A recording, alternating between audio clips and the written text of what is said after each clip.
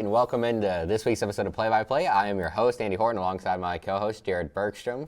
And well, Jared, this is episode number 125, and I think this should be a lot of fun. We get to talk about the Dodgers winning the World Series. I don't see, we'll get there, but I was very conflicted about that because I almost wanted, both teams to get swallowed up and by the earth and neither team to win. But wouldn't that mean we all wouldn't be here this week then if that happened? No, just those two teams. They could just swallow up, the stadium. Okay. Or whatever. But anyways, after that, then we'll get into football, like usual. A lot of football this week. And there was some crazy plays made around college football, around the NFL. Saquon Barkley doing a reverse hurdle. We'll make sure to find and show you guys that. It'll be a lot of fun. So, yeah. Where are we starting? Well, we might as well just knock baseball out real quick. Sure. Dodgers win their ninth World Series? Eighth or ninth World Series? Too many bought championships. But like I said, I'm rather them win than the Yankees keep it in the National League. Being a Reds fan and you being a Red Sox fan second, didn't want the Yankees to win at all. See, so that's why I said I was conflicted. I hate both of them. I hate both of them so bad. I'll tell you what, man. It is hard not to love my boy Freddie Freeman. Mm-hmm. I mean, he hit 5 home runs in the series or something like that? 12 or 13 RBIs. That was last week. I don't remember it all. But, and he was named the World Series MVP, no doubt, hitting the first ever walk-off grand slam in World Series history. And he did it on a bum knee and ankle. There was 2 times he ran out and edged out a throw that kept the comeback alive in New York in Game 5. Mm-hmm. Dude, I tell you what, he is a tough guy. He makes it so hard to hate the Dodgers just because he plays for them. It's the Dodgers, so you automatically hate him. But at the same time, it's you can't hate Freddie Freeman. Dude. He plays so hard. He's a great dad. You see videos from time to time, circulating of him, playing with his kids. Mm-hmm. And one came out the other day of him smashing, a home run off of his kid when he was, 3 or 4. Yeah. It's just the cutest thing ever, dude. I'm talking about this fan's tattoo I saw today on Twitter. Oh, okay. Do that first. She got the walk-off grand slam with the numbers of each of the people that were on base and where the ball went out trajectory. Now all she's got to do is she's just got to get him to sign it right here and then get his signature tattooed in that, and then I think that would complete it. Oh, actually, that's loading the bases too. I just want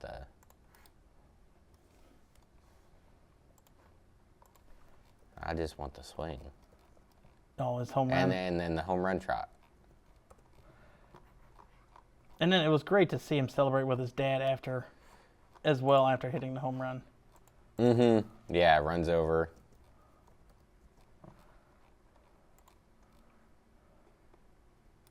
Oh, fine. Did you find it? Oh, yeah, I guess I did. All right.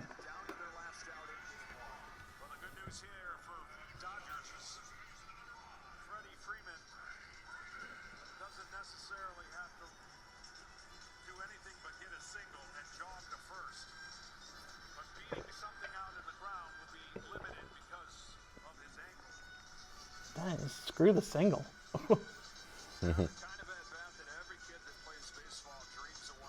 Kind of sucks that it happened to my guy Nestor, because I love Nestor Cortez.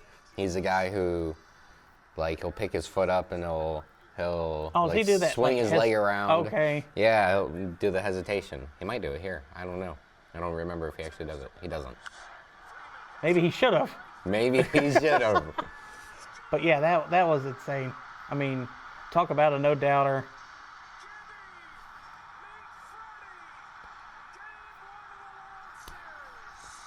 There you go. First home run in the postseason. That was the I don't call. think he played in the first 2 rounds. Gibby meet Freddie.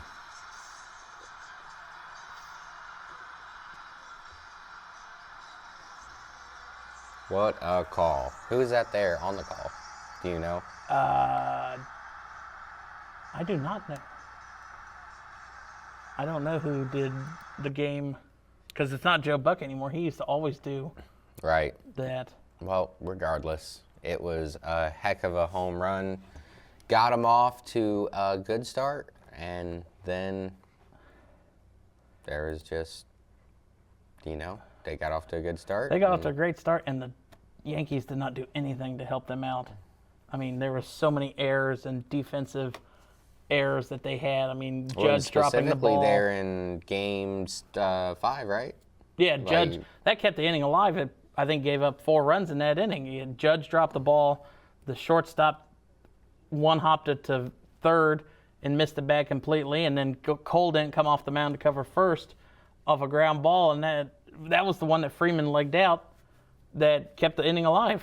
And it was just a bunch of miscues by the Yankees, and my wallet was happy that they won. I won $275 off of them just winning the World Series. So that's about it for that. I don't want to talk about the Dodgers anymore. Yeah, Just ready for next season to start. We'll see how Terry Francona does with the Reds. See if they can add anything before we get into spring training rolling around in February.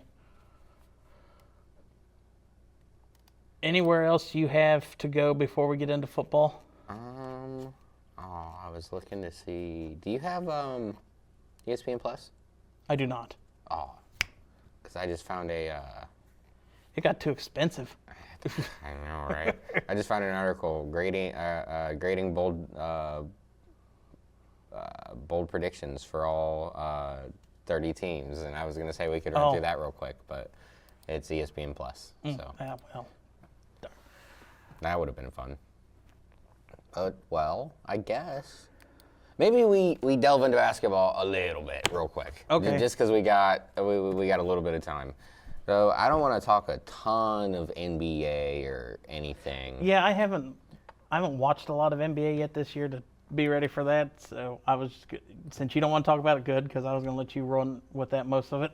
I don't want to talk a ton about it like as of right now because it's still so early, and like there's some guys that are having fantastic seasons and whatnot, and it's like, all right, well, how long is this gonna stay? And there's teams that aren't playing well and that they should be, and for example, like the Nuggets, they've played awful so far, and it has nothing to do with Jokic. He's played fantastic. Yeah. He's putting up career numbers. But all that being said, like the rest of his team, I think I just saw today, I think Aaron Gordon's out for a while with an injury. Maybe, but like the rest of his team, they're not they're not doing enough around him, right? Like when you look at it, so you got he is scoring 29-6, 12.6 rebounds a game, 10 assists, getting a steal and a half, a block and a half. So he's averaging a triple-double. He's playing amazing, yeah. And then you look, their second best guy, they got 2 guys that are both scoring between 16 and 17 points a game, and Michael Porter Jr. and Jamal Murray, but they're just not giving them enough. I think you just said Aaron Gordon's hurt. And see, that's they're scoring well, but like they're not. Like one thing about Jamal Murray, as much as I like him, he doesn't shoot at nearly as much threes as what you would expect a guy like him to do. So he doesn't stretch the floor as much, and so that, like I'm not saying that you don't have to guard him out there, but the guy shoots like 4, maybe 5 threes a game. Derek White, I think he shoots 7 or something like that. Jeez. And so, like, it might be 8. I'm not even kidding. Like, we jack him up over there in Boston. And because of that, like, you're not stretching, like I said, you're not stretching the floor quite as much, and that makes it easier for, the defense to be in position and to not have to work as hard to get into position and to maybe double Jokic, and there's never anything anyone will do to be able to stop him. But he almost averages 9 3 attempts a game. White does. Yeah, not surprising. There's nothing you'll ever do to be able to stop Jokic, but you can tire him out and slow him down a little bit, maybe. Also, I like Russ, man. I don't like teams when he plays for Russ. Or excuse me, when Russ plays for them. Mm-hmm. I don't know why. I mean, part of it is because he just has one gear and he's reckless and he has main character syndrome. He always thinks he's the guy, it seems like. And because of that, I guess you just can't have a successful team with him there. Right. It's kind of unfortunate. Because like I said, I like Russ. So, yeah, the Nuggets, they've definitely been struggling here early. The Lakers, they've been doing the exact opposite of struggling. They actually, I guess they've started struggling. They've gone on a little bit. I was about to say, I just looked at the record. It's like, well, it's the same as Denver. They started going on a little bit of a losing streak. I think they started out 4-0. I think so. Or 3-0 because it says they lost their last game. So, but the JJ Redick era getting off to a pretty good start. I think you can definitely see there is some diminishment in LeBron. He's still amazing. He's still LeBron. Mm-hmm. It's only 8 games or 7 games. So I'm not trying to over-exaggerate, but it is 22 points a game. I got a feeling that number is not gonna be ticking up. I mean, maybe a point or two, but it's not gonna be moving up. And so because of that, you're gonna need all these other guys stepping up and playing bigger roles, like D'Lo and Reeves. Austin Reeves, who's been playing fantastic so far. Rui having a good year. Oh yeah, and Anthony Davis. Evidently, I don't know what he's done the last couple of years to be able to stay healthy and start being able to play well consistently. Mm-hmm. But hey, dude, Anthony Davis is a guy that I never thought we'd be able to see him be. I always knew he had the talent to be this guy, but I didn't think he'd be able to, actually do it night in, night out. And he's out here 32 points a game, over 11 and a half rebounds, almost 2 blocks. And I expect that number to go up because he averaged over 3 blocks a game last season. Maybe, that stat is going to reside a little bit this year. But still, he's fantastic. Oh, yeah, and 1.6 steals a game. He's everywhere on defense. I kind of want to sit and see how long can the Thunder keep this hot start going. 7-0 and over 102 points in every game. Their closest game looks like it was a 105-93 game. And that was against the Spurs, which, speaking of Spurs, hopefully Pop gets better. Oh, yeah, we can talk about that. That's sad. But, I mean, you've got your starting 5 is averaging... Okay, I don't know who's all the starting 5.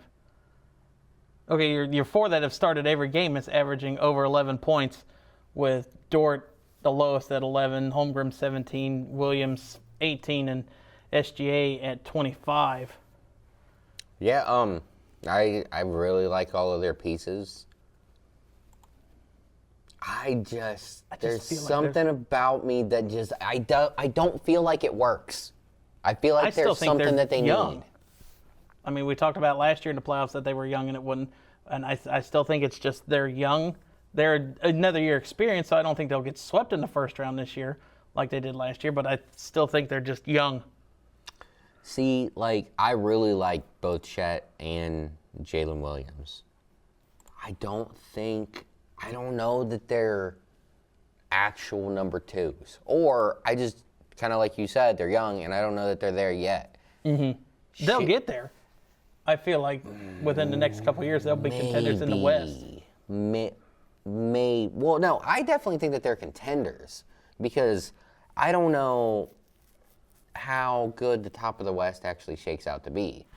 But, like, dude, I do really like this team. Lou Dort, a great defender. He's a good two-way player. He's not the greatest shooter in the world, but he can lace it up a little bit. I think he might have improved his numbers recently.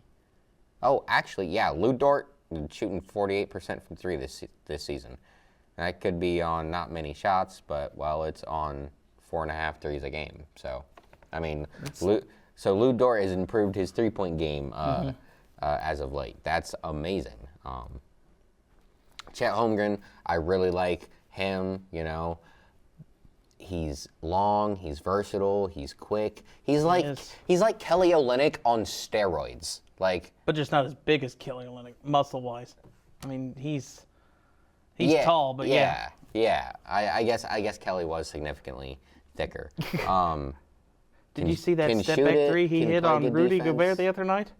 No, I didn't. Oh, God. It kind of like the one Luka hit on him to win in the playoffs. Exactly like that. Man, I tell you what, Rudy Gobert is having a rough start to the season, getting posterized by Christian Braun the other day. Did you see that one? I saw that, and then I saw the altercation after it. Mm-hmm. Yeah. Embiid was suspended yesterday for 4 games. I saw that. So I saw the news. I didn't see the video. I didn't see the video either. Maybe we'll have to investigate. I've tried to look. I can't find anything, which is kind of weird. Everybody has a phone that can tape it nowadays. Yeah. Maybe it just happened at a weird spot. And then the only other Boston still looks strong. I mean, they had that one loss the other day to the Pacers, but Doc is rock bottom to start this one. 1-6 the Bucks are. Ouch! That's actually a lot worse than what I thought. Jeez. And it would be worse, but that's why I saw people making memes about Giannis being traded. That's wild. And so it's literally the two stars and then nobody else. Oh, really? I mean, Bobby Portis and Brook Lopez are combining to put in 23 points a game. Mm-hmm. But Dame and Giannis are 58 points. So if you actually take the top four, 58 and 24, that is, what, 82? Mm-hmm. Yeah, that's 82 points. The rest of the team is giving them 29. 29 points. That's not good. Yeah, that's not good at all. Let's see. The team is shooting 47.5% from the field. Three-point percentage is not any better, 35.5%, which actually, frankly, that's not terrible. But if I would have to say, I haven't watched any of their games, I'd say that their defense is probably atrocious. And 14 turnovers a game, that doesn't help. That's got to be near tops in the league. Let me look.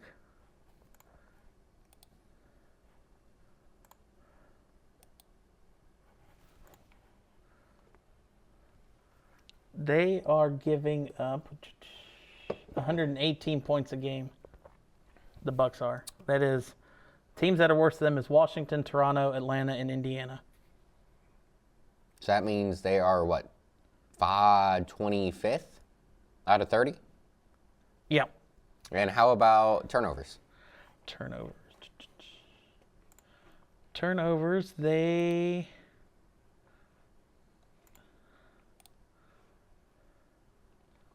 They're only forcing 10 turnovers a game on defense. On offense... Yeah, how many... Yeah. I mean, they're turning the ball over 14 times a game. Where does that rank, is what I'm asking. Oh,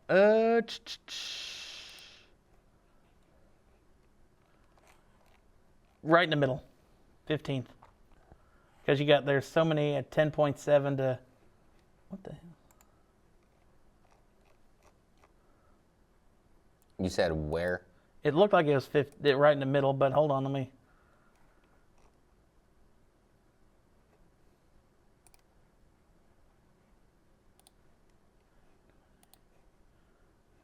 22nd. So they are, looks like in the top 8 in turnovers per game. Only the Jazz, Raptors, Pistons, Clippers, and Hawks have more, and the Grizzlies and Spurs have more than them.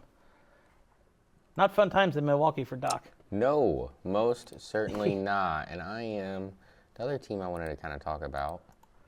It sucks for Orlando that Paolo is out for a while. Oh no, what happened? I thought it was something in his shoulder. I don't know if he tore something or is partially torn or whatever, but they're gonna. No. That's not good. I hate that. And he was putting up, before he went out, he was putting up 20. Where'd he go? I'll just go to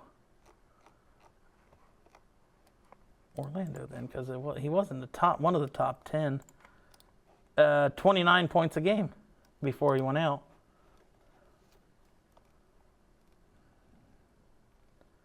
And without him, I mean, you got Suggs and the Wagner brothers are 17 points apiece and then 11 from Mo.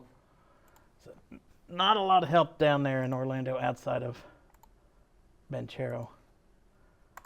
Ooh. Okay, so, yeah, that's rough. So then the other team I wanted to talk about, the team that is actually undefeated. I'm pretty sure they're the only team in the league, right? The Cavs? The Thunder is too. 7-0 and 8-0. Okay. But yeah, one each left in the conferences. I misread the standings.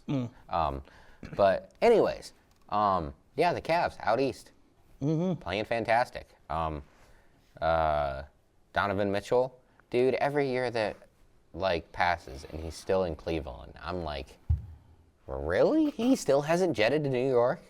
I mean, hey, I guess he's actually committed to Cleveland, which, if you are, good for you, and good for the fans. The Cavs are the only team in Cleveland that I don't think should be disbanded from their sporting league. All the others should, because it's a useless city and there's nothing good about it. Got a Rock and Roll Hall of Fame. Yeah.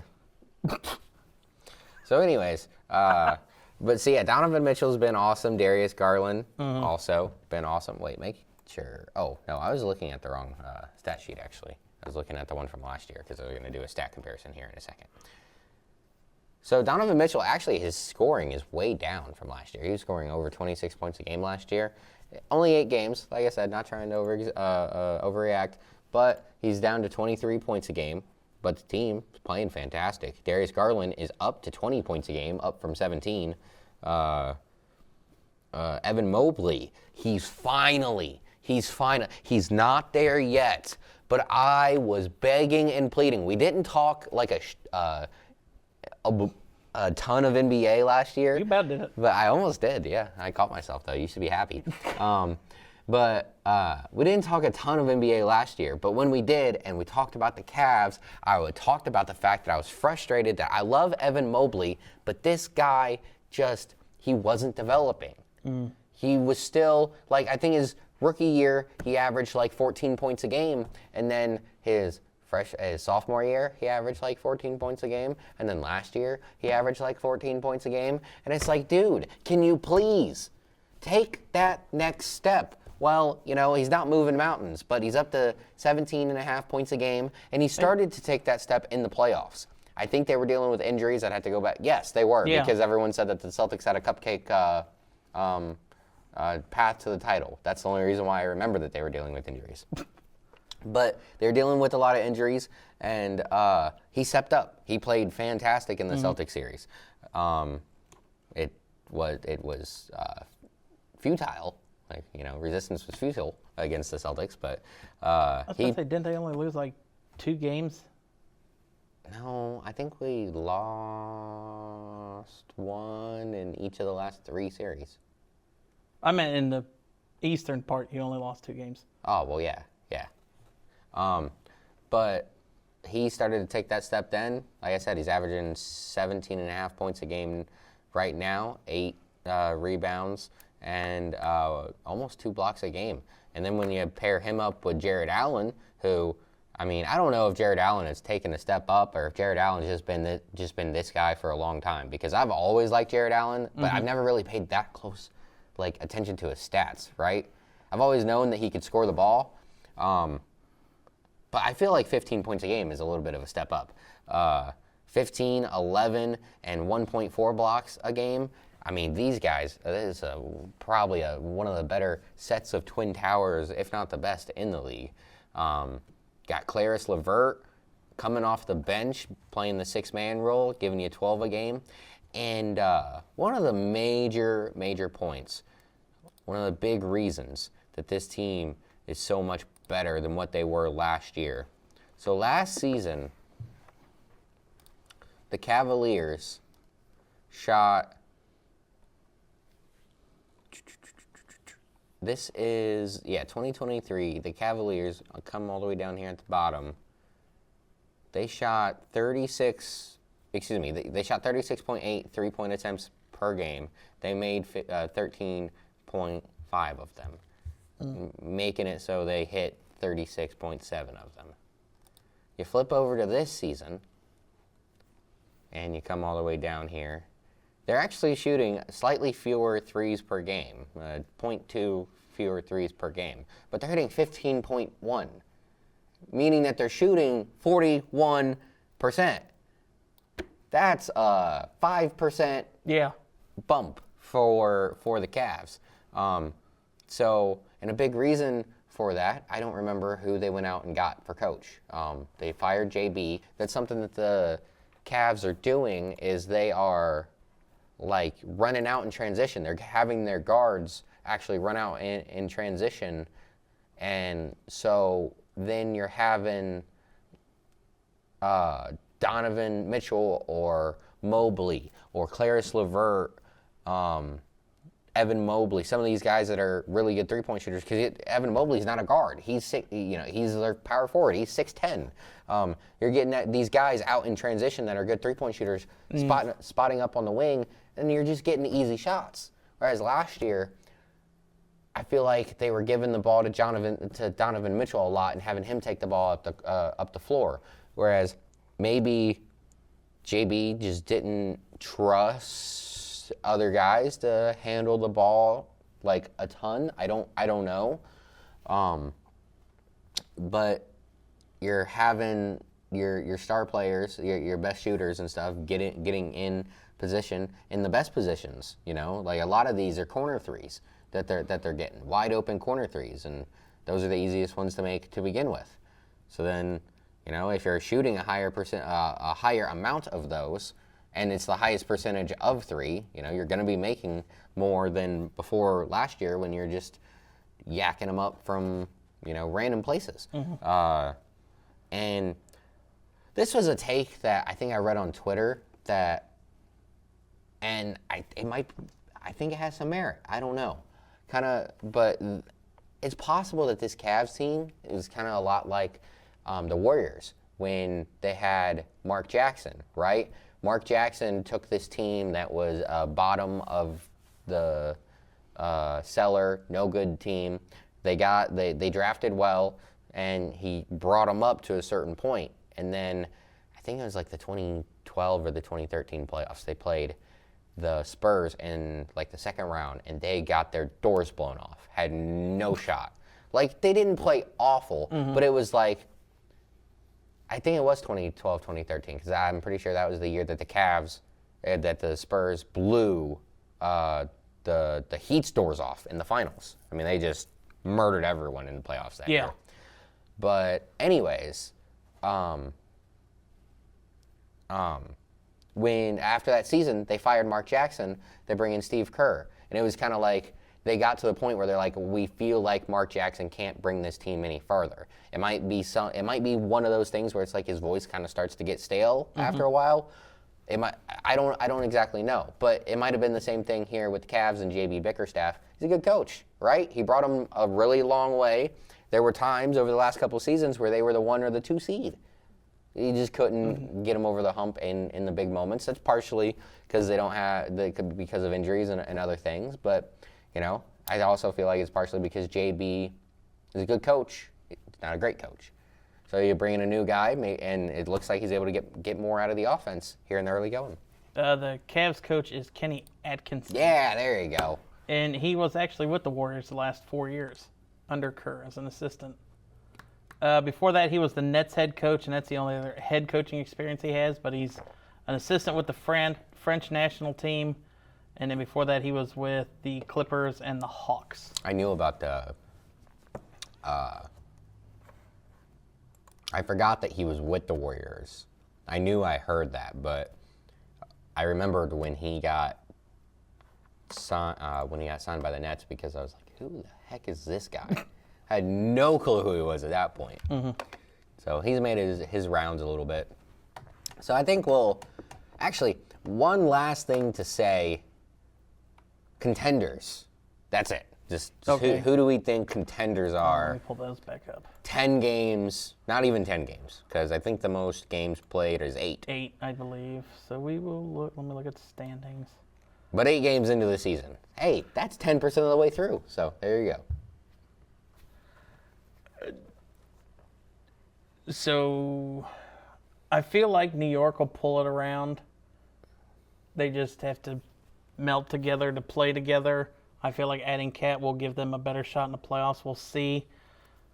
We all know how Tom Thibodeau's playoff teams goes. He plays balls to the wall all year, and they are tired and hurt or get hurt or broke down at the end of the season. So if they can stay healthy, I feel like New York could be a contender.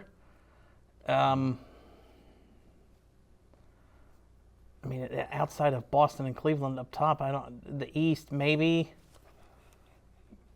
I don't want to say the Heat because I don't like the Heat. I know you don't like the Heat.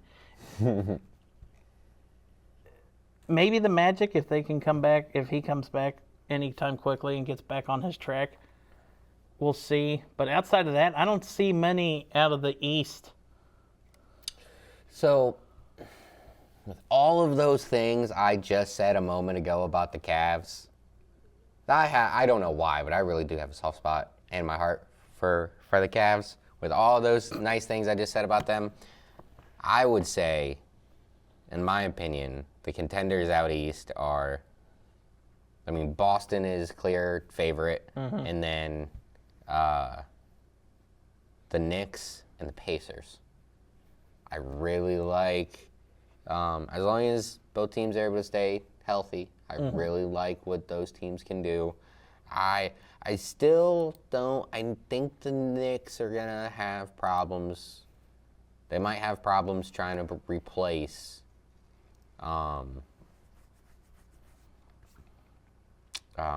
what's his name? DiVincenzo. I think he was really important to that team. He was a great shooter and a good defender, like hard-nosed guy, right? He's a guy that could make every single NBA team better in any situation. He's just a guy that everyone wants on their team. And so yeah, I don't know, man.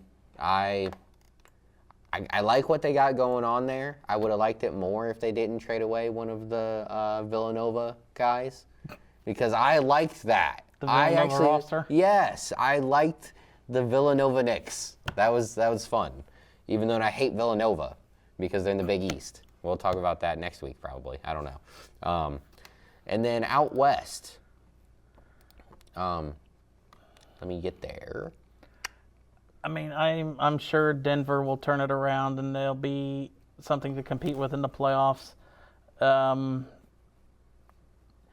would like to say Dallas, but they're up and down. I haven't really watched them a lot yet this year. Lakers started off strong. I feel if Anthony Davis can continue on what he's on and LeBron can play helper instead of starter, I feel like they could make a run. I'm kind of surprised that the Warriors are 6-1 to start the year. Is that wild?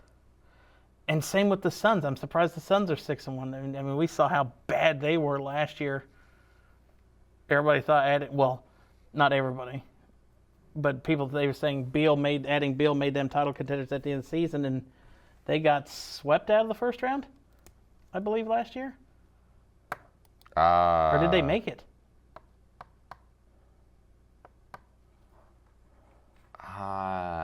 Did they lose in the play-in? Okay, they might have lost in the play-in then.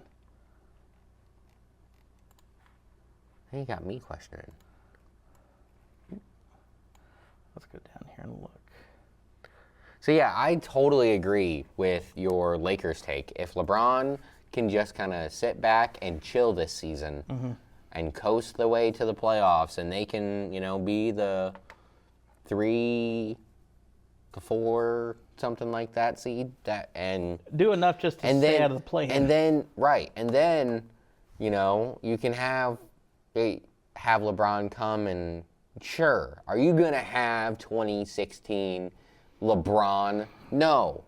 But can LeBron put the cape on for, a quarter? the majority of 30 games and maybe get you a title? I mean, hey, I've seen wilder things. AD would have to stay healthy. Yeah, for sure. But in order for them to be in this range, for 3, 4, 5, in order for them to be somewhere in there, AD has to be healthy anyways. So in order for any of this to happen, AD's got to be this guy all season long. The Mavericks and OKC, it's not that I don't like them, but it feels like fool's gold. I felt like that last year, and they played really well in the playoffs. But, the Celtics had a lot of growing pains before we finally got that title last year. It took so long. How many conference championship games? How many conference championship series were we in and just couldn't get the job done? It was a lot, and it hurt. I was about to say, don't ask me the number. I figured you'd know that. It was too many. I mean, shoot, there's 3 of them against the Heat alone. And then the one championship against the Warriors. Oh, you just said conference. But there's 2 against the Cavs in there. Way back when. I was about to say, you're going way back. Well, that's still with Tatum and Brown, though. Really? Oh yeah, they were there at the very at the very end of LeBron being there. So that's gonna do it for basketball. All right. College from last week. There was quite a few upsets that we were not ready for when we talked about. Yeah. You think? But Boise State got back on the blowing outside of teams with a 22-point win over San Diego State. Yeah, that was nice, but I tell you what, I'm getting really sick and tired of the last 3 teams that we've played. I guess not necessarily UNLV, because UNLV actually was a good team, and it was a good game. But the other 2 games, I'm sick and tired of the team saying, I don't care if you guys score 1 million points against us. It does not matter. We're going to put the entire roster in the box and make Ashton Genty break all of the tackles in order to have a chance. We don't care if you guys throw 1,000 passing touchdowns and 100 billion yards. Doesn't matter. Ashton Genty is not accumulating yards against us. And I get it. I understand it to a degree. But, there's been so many just insanely open wide receivers. Alexander Madsen. I keep mixing that name up. Madsen. A lot of people are like, he's played great, and I don't want to take away from the fact that he has played really well the last few weeks. At the same time, these throws, some of these throws are easy, dude. There's no one there. There's nobody there because all of the linebackers are bunched up against the defensive line. And by the time that they realize Ashton Genty doesn't have the ball, the tight end is behind them, the wide receiver's on the out route, crossing. Another guy's on a crosser. It's just... If he can't hit those throws, then something's wrong. And hey, he's been so much better the last couple of weeks than what he was at the beginning of the season. I'm actually not mad about him being the starter anymore. So You know, They got to do something. Genty's 166 yards behind Sanders going into their Week 9 games. yeah, I did the math last week because I was talking to Jeff about it, and he needs, I think it's 200 and, I think it's like 38 yards a game, 248 yards a game or something.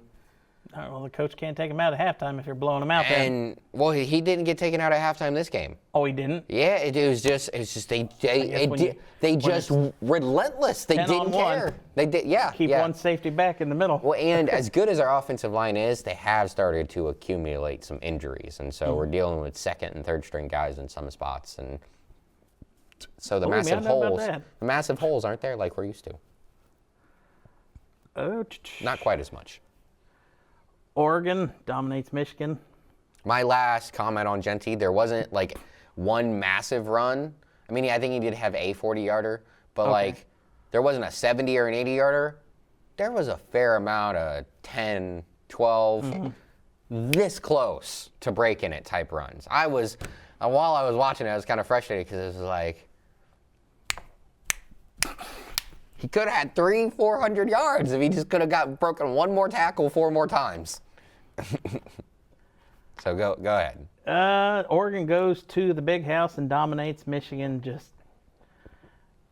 Michigan can't even get out of Michigan's way. The offense, they scored more points than what I thought they were going to. They did, yeah. I kind of figured this was going to be like I told Jim said, it'll probably be like a 40-10 game. Well, almost 38-17.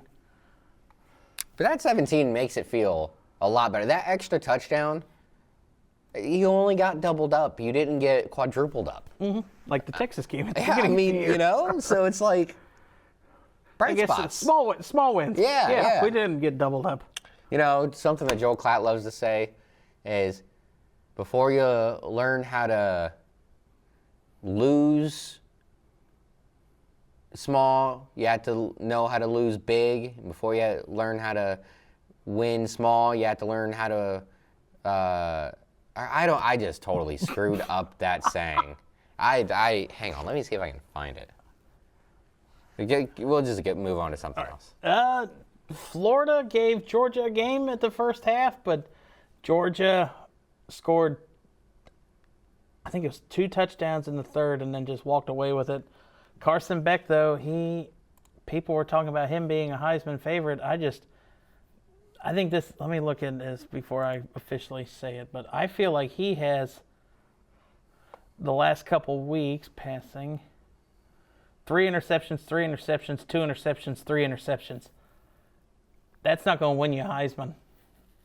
Not throwing 3 straight games, or 3 out of your last 4 games are 3 interceptions each, and you're not beating. And he's not putting up the yards either. Well, 309 this past week against Florida, but 175 and 240. So, yeah, the numbers are there. It's just the interceptions I feel like are the downfall. Let's see. Ohio State goes into Penn State. I tell you what, Ohio State's, they will let you go up and down the field on them until they get in goal-to-go situations, and then it's like the goal to go is the best defense in the country when it comes to that. 4 straight plays for Penn State in from the 1. They couldn't get in. James Franklin 1-9 against Ohio State in Michigan. And the crowd was chanting "Fire Franklin" after the game again. So yeah, that just, they got out to the 10-0 lead.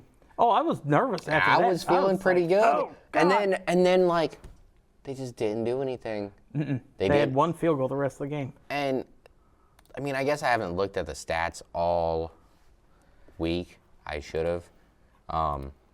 Aller had 146 yards. Warren had 47 rushing yards, and Singleton had 55 receiving yards. So nothing. And Warren also had 4 catches for another 47 yards. But it's like, wait a minute, why are we not giving that guy the ball? Like, yeah, And 20 times a game. You know he can do it. You literally threw it to him 20 times and a half They did do that a couple weeks ago. Or 2 weeks ago. Yeah. And Klatt was talking about it. It's like you got to get him touches. They did 2 where he got hiked the ball in wildcat formation and just barreled through. But Klatt was questioning it the whole game. I don't know what the hell. I looked at the. I was flipping back and forth between that and the Miami and the Duke game because it was close. At the start of the fourth quarter, come on, pull up. It was 32-31 Duke, or 32-31 Miami. And I was like, okay, I'll go back. And I forgot to go back, and Cam Ward had a 49 and a 66-yard touchdown pass in about 4 minutes of game time, and then added another one. It's like, if Miami's defense can get better, they will be a hard put-out in the college football playoff. But until then, I kind of feel like their defense will definitely lose it for them. It's not going to be Cam Ward. Cam Ward's still going to throw 400 or more yards and 5 touchdowns. It's just they're going to win a game 55-42 instead of a blowout. Tennessee rolls over Kentucky. I cannot find that quote. I'll watch another one of his podcasts and he'll say it, and then I'll come back. And then South Carolina put a foot in Texas A&M's ass, 44-20. That was the real shocking one. Well, the Texas Tech one. Well, the next 2 are because Texas or Iowa State and Clemson were both tied at 11. But yeah, Texas Tech goes down the field in I think like 58 seconds, kicked the game-winning field goal. And then Clemson, I don't know. I guess Louisville still thought it was going to be a shootout when their game with Miami a couple weeks ago. Well, okay. So here's the thing. I'm a Clemson guy. I think everyone knows that. Mm-hmm. But at the same time, let's recap the schedule real quick. If you want to throw me the screen. Let's hit that. So, Georgia, great team. Big L. 34-3. Real bad. Yeah. Okay. Next team, App State. Woohoo! I haven't done a check-in. I don't actually know how good App State is. Let me look. But I'm just assuming, at best, they're average. Like, not a bad team, but like, Tulane, maximum, they're like Tulane, 66-20. NC State, everyone we knew preseason that they were overranked. Terrible team. Stanford, nope, no good. Blew out both of those teams. Florida State, oh yeah, they might be the worst frickin' team in the country outside of, I'm sorry, Kent State. We've been referring to them a lot this season. Yeah. Wake Forest, actually, Wake Forest isn't awful. They just had a really bad week. App State is 500. Yeah, okay, so there you go. Yeah. Virginia, that is a basketball school. Barely. So, and they scored, Louisville, that's the other team. And so, they scored a ton of points this year against bad teams. Yeah. Who they got left? Virginia Tech, Pitt. They could lose that. They're going to lose to Pitt, I think. And you're a Clemson guy. Citadel. They're not going to lose that one. And South Carolina. Rivalry game. And South Carolina is not bad. Is not to be trifled with this season. Texas A&M went in and thought they were going to walk all over them. Actually, Wake Forest is terrible this year. My bad. Oh, they are? Yeah. Well, normally they're around bowl eligible or in a bowl game for the most part. Oh, ouch. What are they? You remember Hank Bachmeier? Huh? You remember Hank Bachmeier? No. Oh, well, a lot of my other friends would. He used to play for Boise State.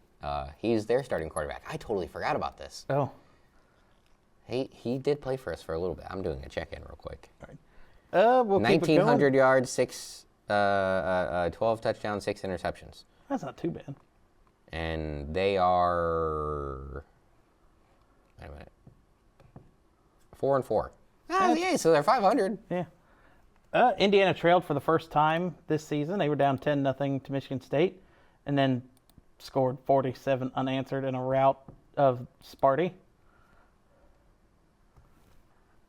That's a lot. Yeah. Houston upsets K-State. Sorry. Thor was handled in that game. Just didn't have anything to he just couldn't get over the hurdle. It's like his offensive line, it's like they were there, but they didn't stop anything, and then they stopped on a couple drives, but then That one was the one that really made me sad. SMU beat Pitt. I think SMU's still undefeated. No, 8-1. Okay. Ole Miss, Jackson Dart. If he was, where was this at any other game? I'd still think Ole Miss could be a title contender. 63-31 over Arkansas, 515 yards for Dart. And I liked him last year, but it's just I didn't feel like they were overranked preseason, and then they had that embarrassing loss to Kentucky. Bruh, how about Jordan Watkins? Did you see his numbers? I He had see a this. better day than Jackson Dart. 8 catches for 254 and 5 touchdowns. Shit. Bro, if that's fantasy, You win the next week as well. that's 30 points just off touchdowns.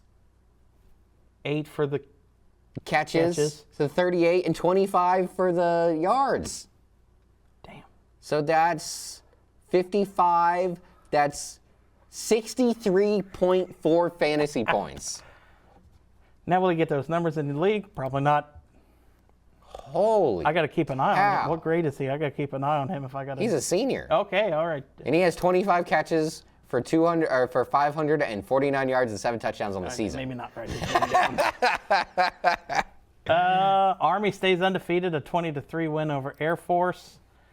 Minnesota upsets Illinois. I told you to pick Minnesota last week with me, but you didn't want to be on You PJ did. Flex Canoe. He did. He did. Okay, now all the ranked teams are not, because I was about to talk about Oklahoma, Maine. I don't need to do that.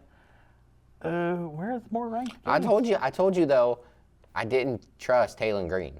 Yeah. I told you. Like, I like him. Is that He's all? athletic as all get outs. Sometimes he makes bad plays. And that's it for the ranked games. Although Rice, they gave Navy their second loss in a row, 24-10. Ouch. Come on, they put them in the ricer. Uh, All right, now switching over to hang on. Oh. Before we do that. Oh, I guess we can talk about the college football. Well, there's that. Playoff but, rankings, the But I first one. think. Oh, they weren't in business this weekend. I didn't know that. Who? Never mind. I was gonna say I think that there's some interesting stuff going on in the Big 12, but I didn't notice that. A couple of them were on buys. Yeah. BYU was one of them. I think Colorado was too. Yeah, I didn't have any notes on them. But how about with the with the Clemson loss, the chaos that kind of sows in to the ACC then? Yeah, do you have their standings pulled up? I can here in a moment. Okay. I was looking at their. Well, hold on, I got it. Where are they at? Atlantic? I got it too. So yeah, you got right here Clemson at 5-1. Are we gonna have an SMU and Miami title game? Let's see, who does SMU play the rest of the year? Do they play Pitt? They beat Pitt already. Oh, they just so They got- it's probably gonna be the two of them then. BC, Virginia, and Cal. So unless I hate going full screen. is it BC, Virginia, and Cal? Yeah. And then Yeah. So Miami I guess it probably has- is those two. Miami has Georgia Tech, Wake Forest, and Kyle McTrash. Yeah, it'll probably be those two. See, because I had so many ranked teams, I was like, this is interesting. But that SMU, the fact that both of their seasons end so soft, and they could have a letdown between now and then, but the fact that both of their If I had seasons to end. pick a game for SMU to lose, maybe Boston College, and then vice versa for. Oh, I don't think I see Miami losing. Who they got? Georgia Tech is 5-4. Wake Forest is 4-4, and Syracuse is. Well, Syracuse is 6-2, but it's Kyle McCord. So yeah, it'll probably be those two in the ACC championship game.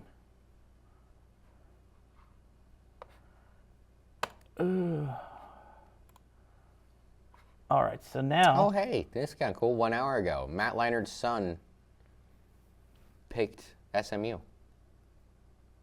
He's going to be going there. Oh, I didn't know Matt Leinart had a son going into college. God, has he been out playing that long? Cole Leinart, son of former USC star and Heisman Trophy winner Matt Leinart, committed to SMU on Wednesday. 6'3", has several Power 4 offers. He's a junior from California, something Union High School. Oh, he's not currently rated. Well, that's that's a little interesting. But he is a junior. But you'd think if he was actually that good, then B rating. Right. All right. So, do we really want to? Do you want to talk about the college football rankings? It's been It's been 19 years since Matt Leinart played at USC. Oh my God. How old do you feel, Jared? Pretty old. God. All right, we got to get out of that generation. No, wrong button. There we go. All right, so the college football playoff released their first rankings yesterday. The important rankings show yesterday. Oregon, Ohio State, Georgia, Miami, Texas. That's hard to read, so I got to squint. The top 5, followed by Penn State, Tennessee. Is that Alabama? No. Indiana. Not used to seeing them up there. BYU, Notre Dame, Alabama, Boise State, SMU, Texas A&M, LSU, Ole Miss. Oh, God. You don't really have to go past this. Okay, good, because I can't see that. But that is Iowa State. Oh, Iowa State, Pitt, K-State, Colorado, Washington State, Louisville, Clemson, Army, and Vanderbilt. Nope, Missouri and Vanderbilt. Yep, looks like it. Kind of the same area, and I can go smaller so we can still talk about it. Kind of the same teams we've talked about the last couple of weeks that will probably be in that area of who's going to be in there. Mm-hmm. Alabama and LSU play each other this week. I assume, well, I'll guarantee that the loser of that game will be out of the 12-team playoff.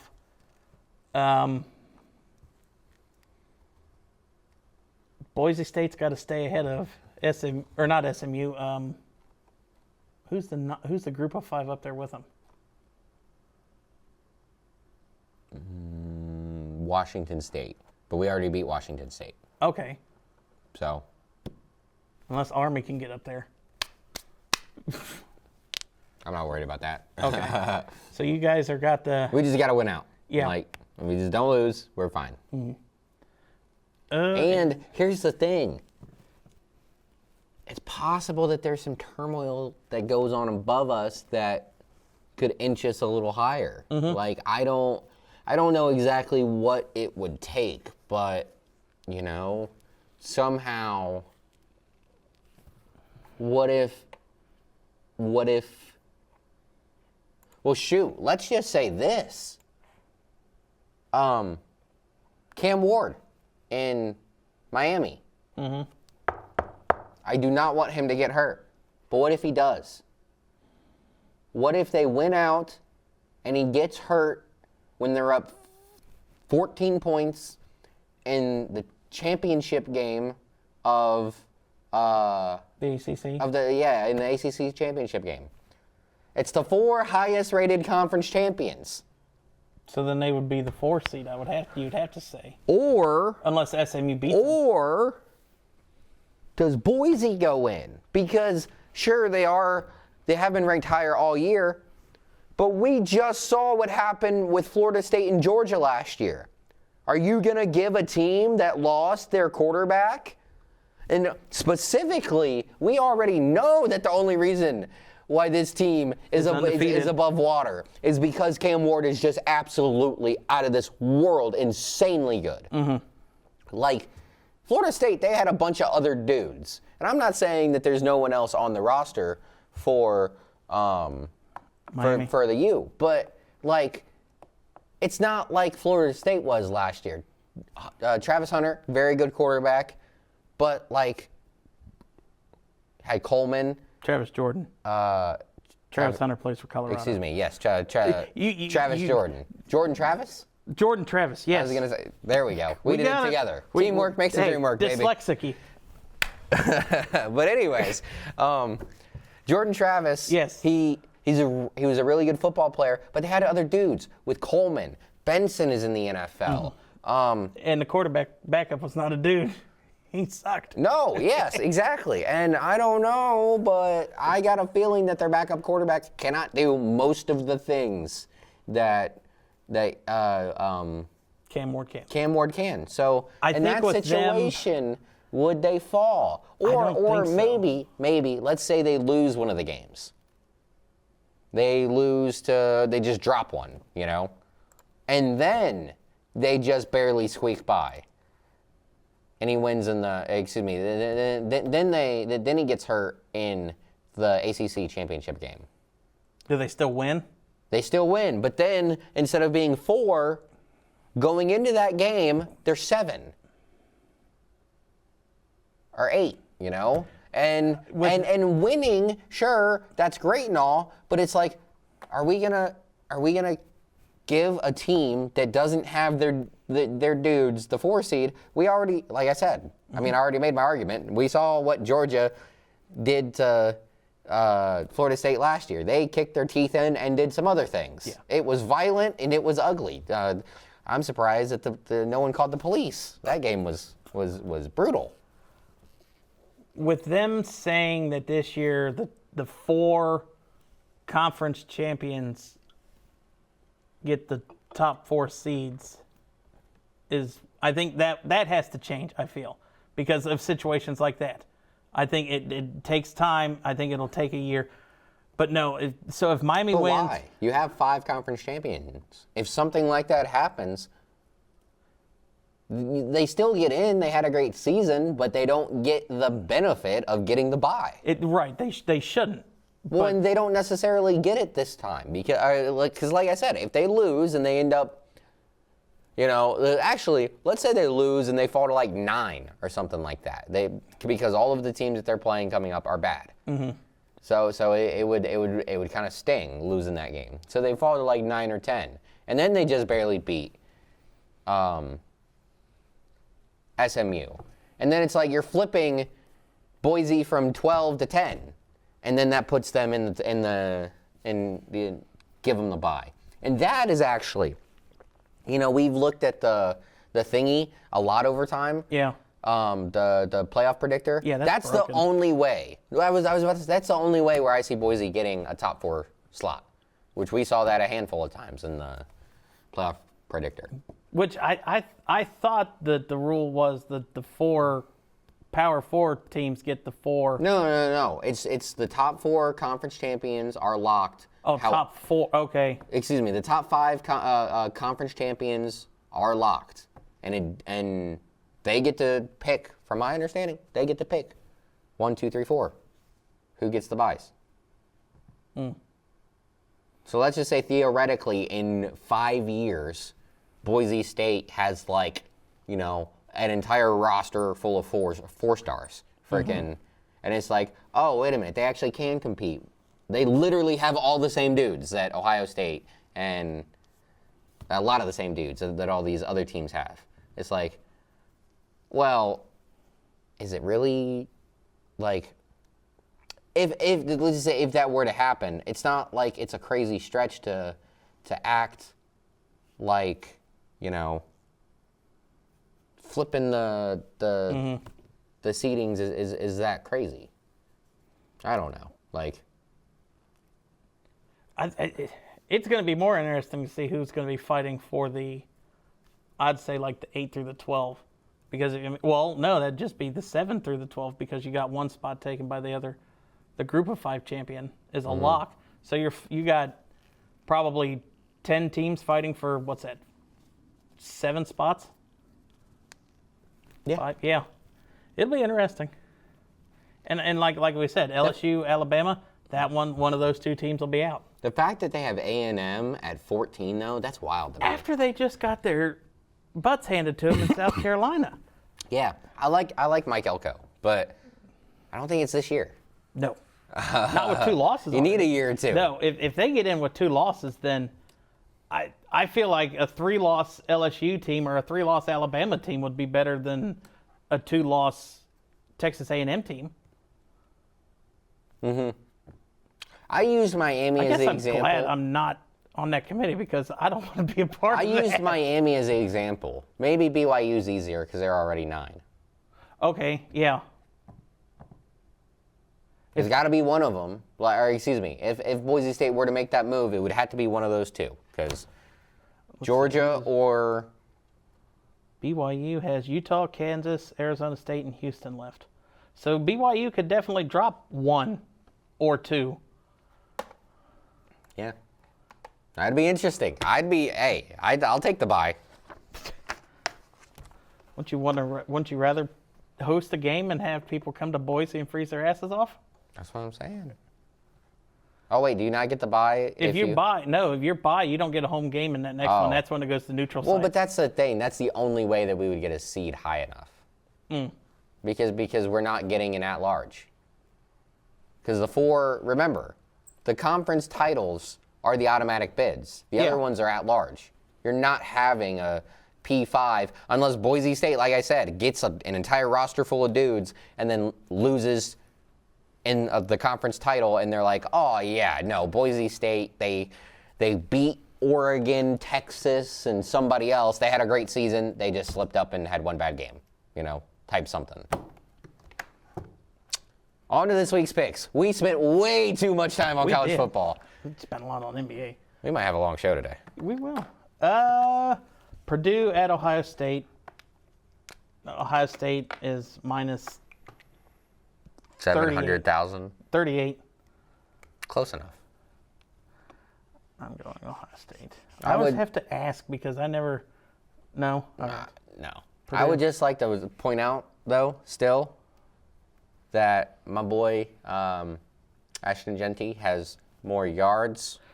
All right, Miami and Georgia Tech touchdowns than both Quinshon Judkins and. Hey, yes, Genty's the best player in the whole damn country, and Ryan Day needs a damn lobotomy because he's not utilizing the best backfield in the country. And Henderson got more yards than both of them. All right, Miami, Georgia Tech. I'm gonna take Miami, but again, I think that defense. Georgia Tech is spunky, man. I'm not picking them. Okay, I was about to say. But this is one of those games where I could see them losing. I'd at least taking Georgia Tech with the points, I feel. Yeah, how close is it? 11. Texas and Florida, not even a doubt. Actually, nah. I think Georgia Tech's going to get this one, dude. So you just are going to... Yeah. Now next week we're going to have to talk about that. Dude. Uh-huh. Watch. Boise's going to get one of the at-large bids. All right. Taking Texas over Florida? Yes. All right. In all situations. Georgia at Ole Miss. UGA getting 2.5 on the road. Yes. All right. I'm going to take Jackson Dart. Let's see if he can do it 2 weeks in a row. No. I feel like he'll have to. It's not going to happen. Michigan at Indiana. Oh, I don't even know this fight song for Indiana, but go Indiana. Yeah. Iowa State and Kansas. Iowa State's losing 2 in a row. I'm taking the Jayhawks. I'm going to go Iowa State. All right. Clemson at Virginia Tech. It's 6.5. It should be 67.5. Maybe Vegas knows something we don't. But I'm taking Clemson. Okay. Oh, yeah. I'm taking Clemson, too. Okay. I said it's 6.5. I said it should be a lot bigger. Oh. Army at North Texas.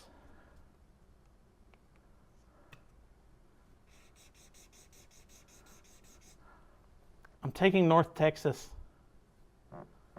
North Texas puts up a lot of points. The last time I looked at the over-under was 63.5. I don't know if it's changed since then. I'm going to take North Texas. Jared is throwing the military academies under the bus.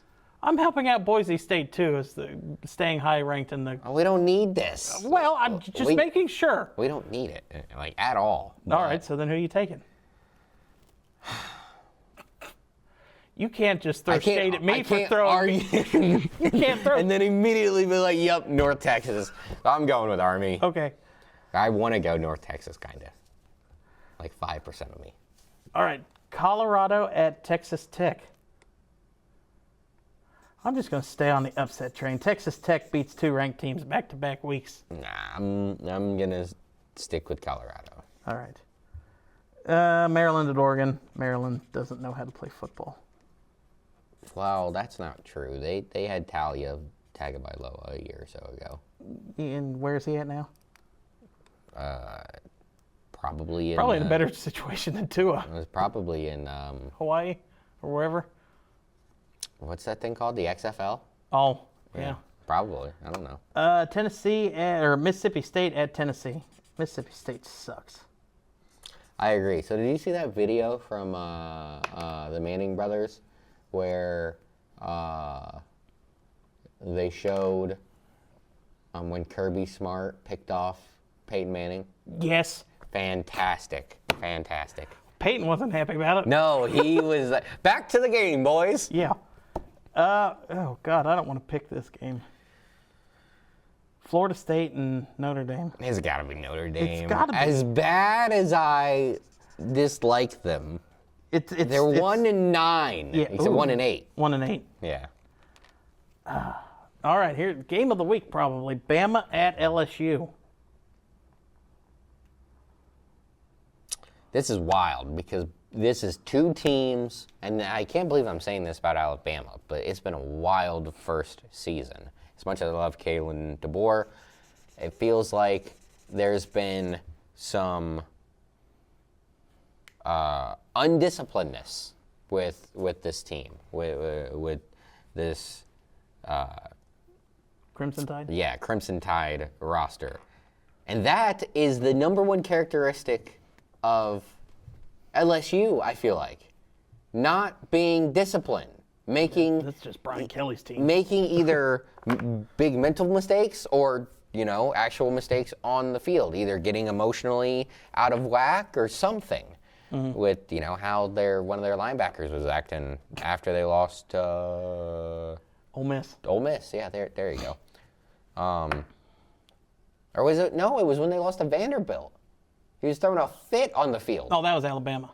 Yeah, that's who I'm talking about. Oh, you said LSU. No, linebacker. I'm saying they're doing things that we're used to seeing LSU doing, being undisciplined. And so this is weird for me. I think that LSU is better at being undisciplined because they're used to it. Mm-hmm. So I guess I'm going to take LSU. Oh, we're agreeing. That's a weird, that's a weird logic to get to that. 3 losses put Alabama out then. Yes, without a doubt. I didn't think I would have gotten there. Oklahoma at Missouri. I don't see how Missouri's still ranked, but I'm going to take Oklahoma. What? I'm going Missouri. Wait, is Cook there? I don't think so. Oh, well, I'm going Oklahoma. Okay. Washington at Penn State. I can't. Penn State, James Franklin's like 37-6 in all Big Ten games except Michigan and Ohio State, so I feel like they'll bounce back. Mm-hmm. Yeah, and I have sung Andy Kotelnicki praises all year long. I'm not one of the only guys in the media that knows who he is and knows how to say his name because his first name is Andy. So that's why you learned his name?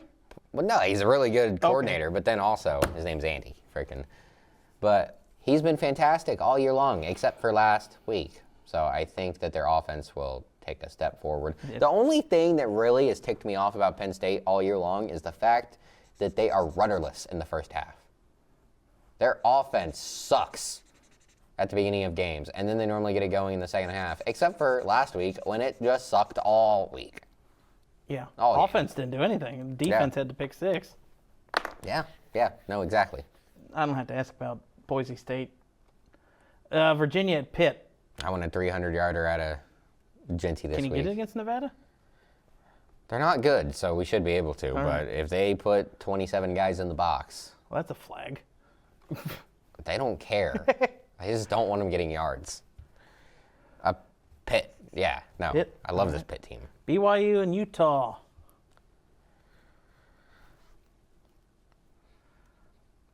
I'm going to look at the BYU schedule because It's without Cam Rising.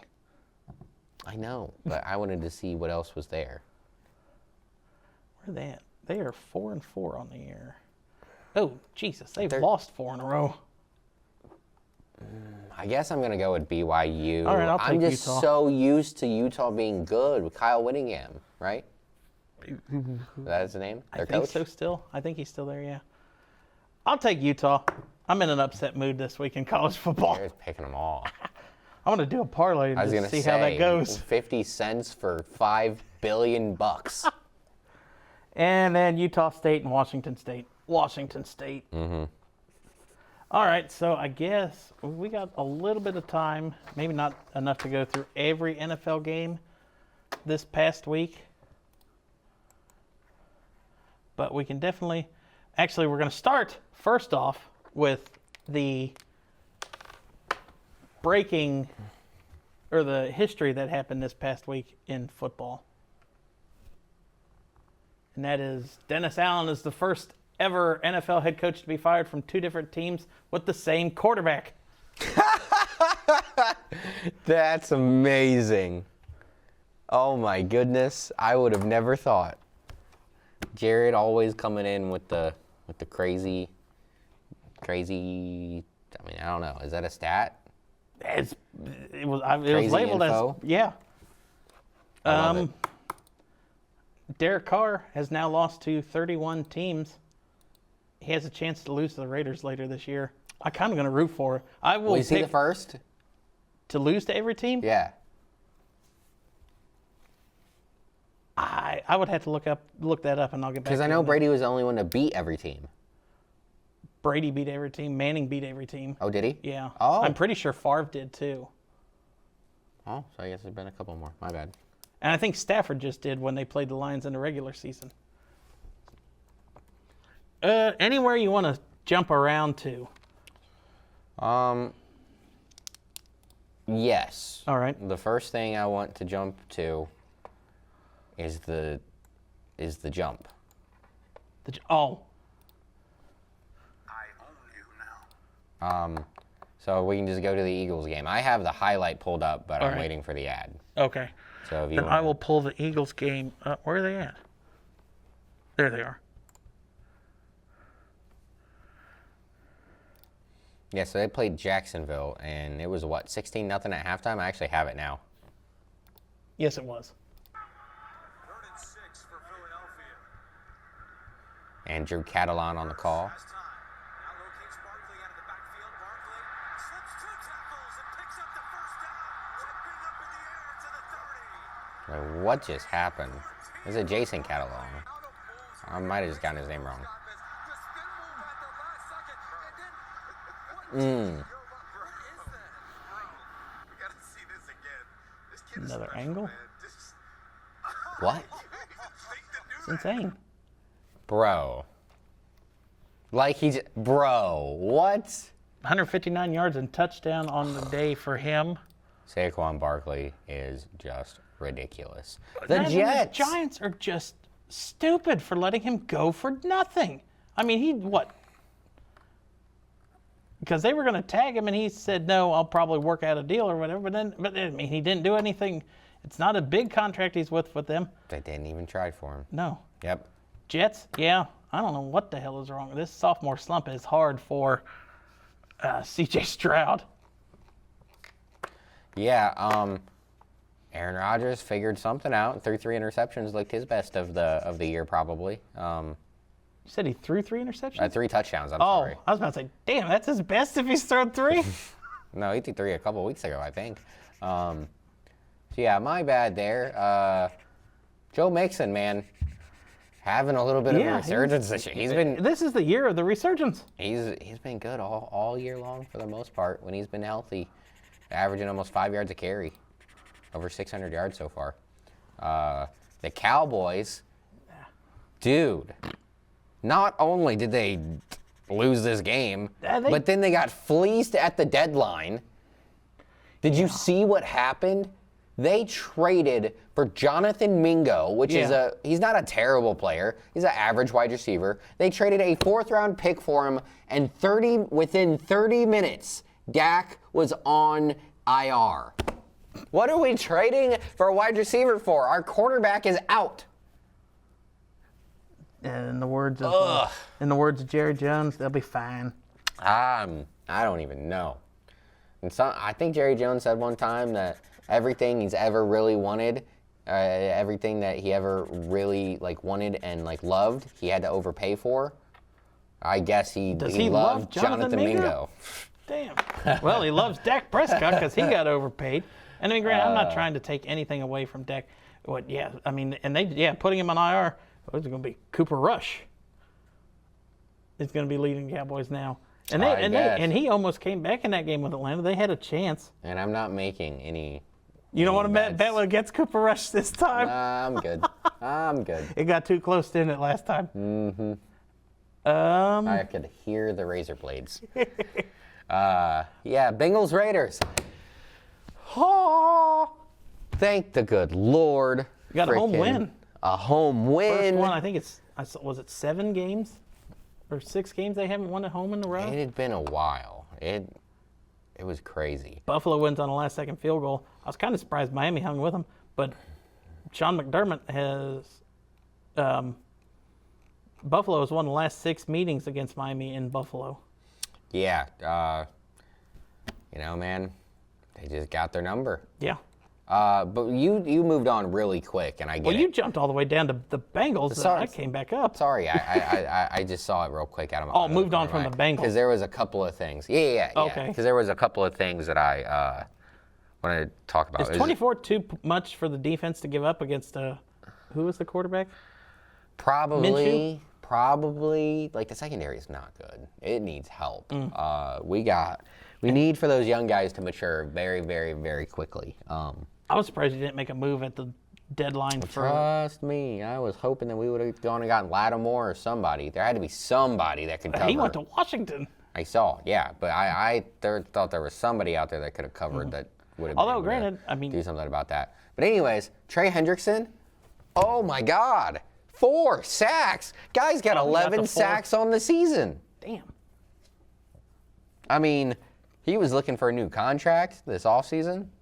We should have paid it to him because now, next year, he's going to be looking. He's going to want more. Even more. Bro. He is projected right now is that a sack in every game? To finish with 20.8 sacks.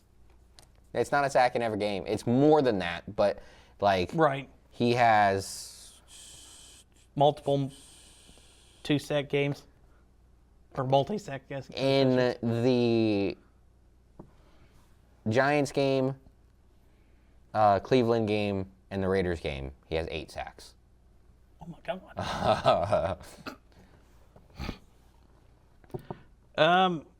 What are your thoughts about trading for Herbert? Love it. Love that guy. He's really talented. They have a lot of he just got running backs in that room. Yeah. Swift and for a 7th-round pick, if I could get a guy as good as Khalil Herbert for all of my 7th-round picks, fire Matt Eberflus now. Give them all. Give them all. I love it. Dobbins had a decent game against Cleveland. Oh, wow, yeah, 14 carries, 85 yards, 2 touchdowns. Mm-hmm. New England and Tennessee in battle of the records. It was actually a pretty exciting game. I don't know, did you see the touchdown? Let me see if I can find it. That forced overtime? No. Drake May.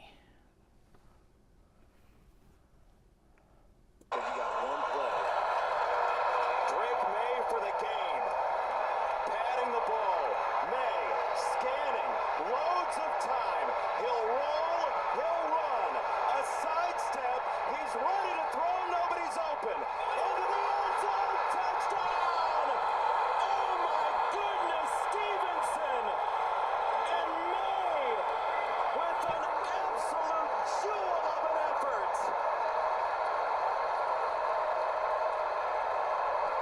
I don't know if I'd call it a gem of an effort. But heck of a play. I want to see if they go to the other angle. Extra point. What a play. I don't care about the extra point. Is slide. No, they aren't going to show the other angle. But the other angle I saw is like May was kind of getting thrown down and threw it that way towards the end zone. That was exciting. That was the only exciting in that game. Killed. He did. At the end of that That play. offensive line, he's not going. He might get through his rookie year, but they need to protect him. Heck of a play, though. That is for sure. And all that, and still lost. Still lost in overtime. That was rough. The Commanders, man, keep chugging along. Best They do. start since before I was born, 1996. It's not really like that I was long ago. 1 year old. But the Panthers Gave up more points ahead. than I thought they were against the Giants. No, I'm totally. But they didn't. The Giants scored at least one touchdown in that game. I know for sure. So they finally got off of their. I think Daniel Jones threw it. So is his first. 2. Is Daniel Jones' first passing touchdown in like a million years? At home, yeah. Yeah. So then the Panthers, they got Dennis Allen fired. Twice. Wait, no, they got him fired the first time? No, both of them were to Carolina? Mm-hmm. No way. Bro. I did the research. He's going to hire a hitman for David Tepper. That's wild. Yeah. Okay. Baltimore just said, hell with Bo Nix. Hey. Hey, but that was a nice receiving touchdown for Bo Nix. Yes, it was. Yeah, and he has just as many touchdowns as Travis Kelce does this year. You know, I think this might be the first time in Jared Goff has the same amount. fantasy football history that someone is me, had wide receivers throw touchdown passes in back-to-back weeks. Because I'm pretty sure that Amon-Ra St. Brown threw one last week. Yes, I believe so. It was either last week or the week before. And Yeah, it then was the Cortland week Sutton threw it this week. All right. Did you play them both? Probably. Yes. Okay. Yes. Wild turn of events. It is. Green Bay, or But hey, Bo Nix getting better week by week. Doesn't matter if they got crushed. Yeah, too early for them. Sean Payton is kind of pissed off his defense gave up 41. That's for sure. But they're showing how they've shown tremendous strides this season. Yeah. Eagles, we already kind of mentioned them. Hey, Arizona. All right. Kyler Murray did not get distracted by Call of Duty 6. Well, Beat Chicago. it was Chicago. They beat him by 20. I know, it's still Chicago. Detroit wins in a monsoon. You have to throw our video in and post it. I got to find it. Detroit wins in a monsoon against Green Bay. Yeah, Seattle. so I actually picked against Detroit because I was like, yeah, Jared Goff sucks outside. But I guess if Jared Goff doesn't have to throw the ball, that doesn't matter. I mean, they take it out of his hands. I guess he ended up throwing it 22 times, but only for 145 yards. They said, I know he's when you got running backs that it's 4 yards, it's not 3 yards, it's 4 yards in a cloud of dust. Mm-hmm. Well, a cloud of mud, a puddle of mud. Puddle of mud. Yeah. And the defense had that pick six right before the half for them that really put them up. Rams win in that was a hell of a walk-off fashion over Seattle. Mm-hmm. Seattle drove right down. Geno drove them down, tied it up. All right, we're going to force overtime. Rams, no. And that was a nice one-handed catch. I forget, who was it? Demarcus Robinson. Mm-hmm. And how about the Vikings? Tampa Bay should have beat Kansas City. Jump over that. See, that's not cool because when my team plays bad, I talk about it, and when your team plays bad, you're like, next I always topic. we go Next back topic, and talk about boys and girls. I don't know what the hell Shane Steichen is doing with. I mean, Jonathan 13 carries for 48 yards. One of the better offensive lines in the league,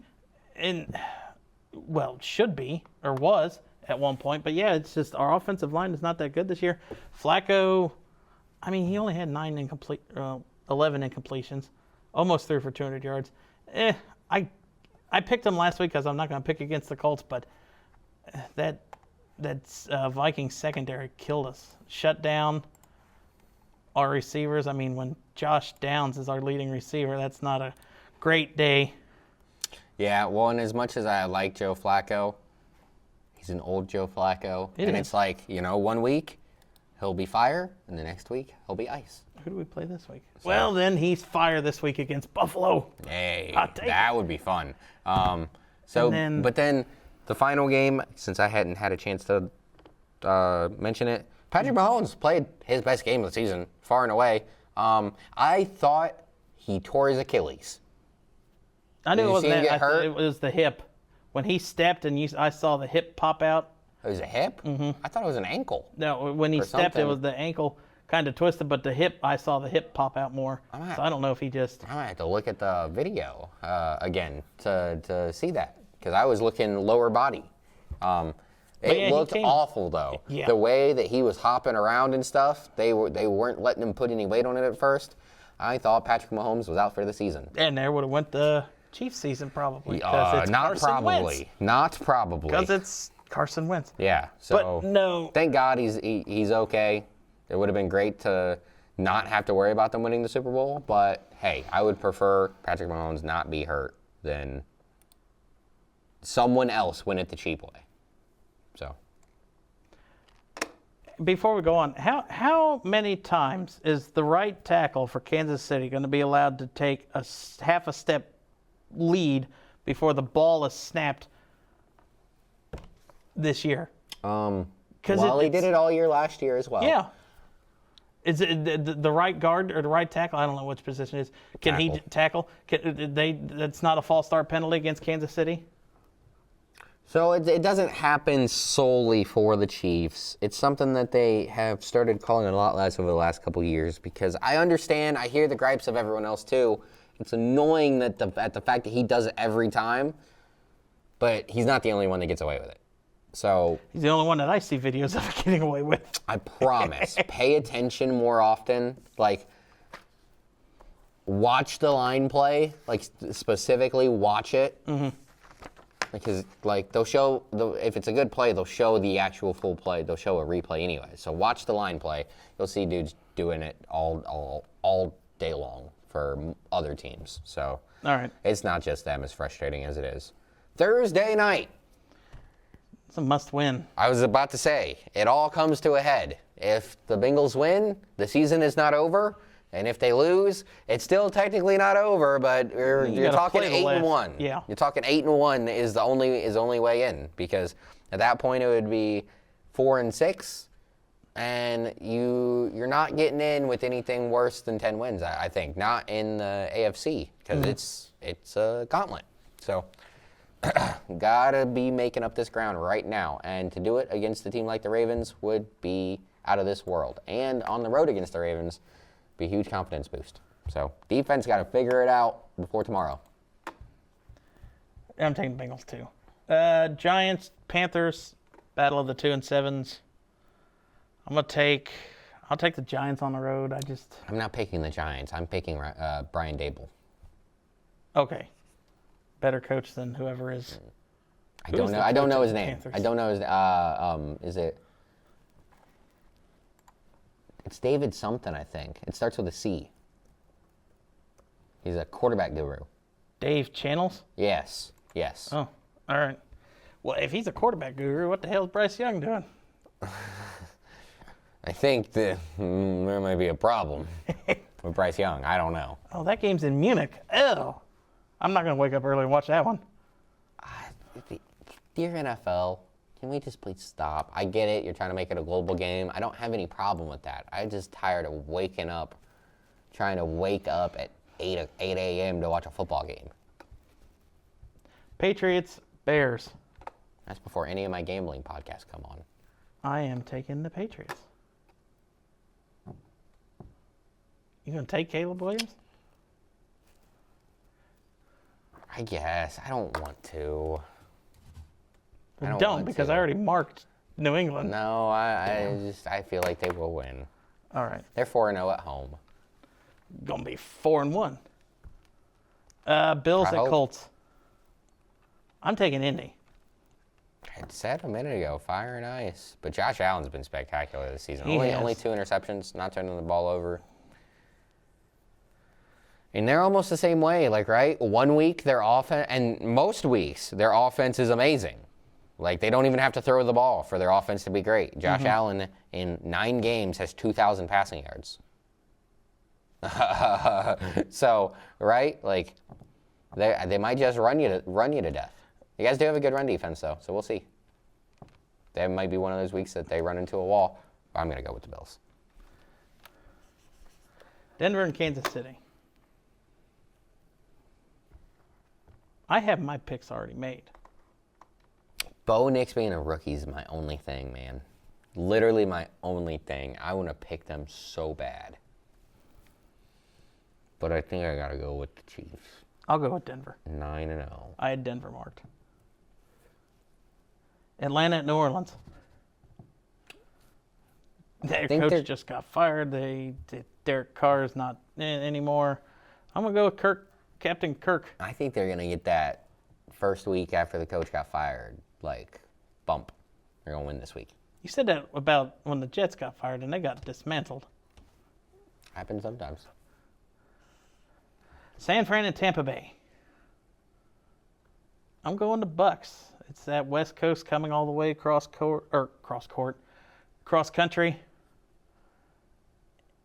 And I mean, they took a Green Bay or Kansas City to overtime.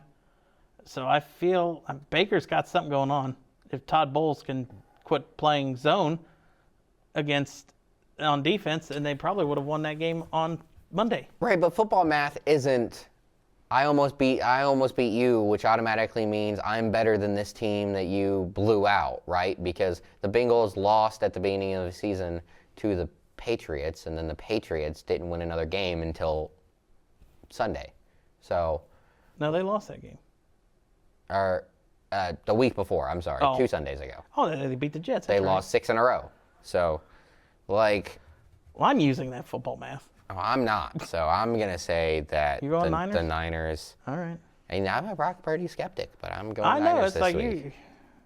you taking the Niners and you're taking Kansas City, and it's like, we'll get down. Well, you're not going to pick against Detroit. Pittsburgh and Washington. I'm taking Washington. I'm going Pittsburgh just because the defense is so ferocious.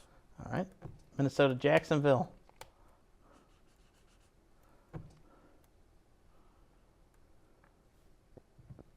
Minnesota. All right. I had to think about it for a minute, legitimately. Thought about it a lot longer than I thought you would have. Titans, Chargers. Chargers. Philly, Dallas. All right. Eagles. Jets, Arizona. I took Philly too. Jets, Arizona. I'm going to take the Cardinals. Yeah, dude, they're on this weird run. I don't understand it. James Conner is about 77,000 years old, and his body is riddled with radiation from his chemo treatments, but he's still kicking. Now, it doesn't make any sense, but, he's going to keep doing his thing. Mm-hmm. Detroit and Houston. Yeah, Detroit. Picked against them once, and they're not going to go anymore. Rams, Maybe not. Miami at the Rams. I'm taking the Rams. I think I'm going to go Miami. I don't know why you just assuming half my picks. I don't know, because I thought I don't know. All right, so that will do it. For a little bit of an extended episode of Play-by-Play, we somehow had an absurd amount to talk about today. We're not going to talk about basketball and then talk about basketball for 30 minutes.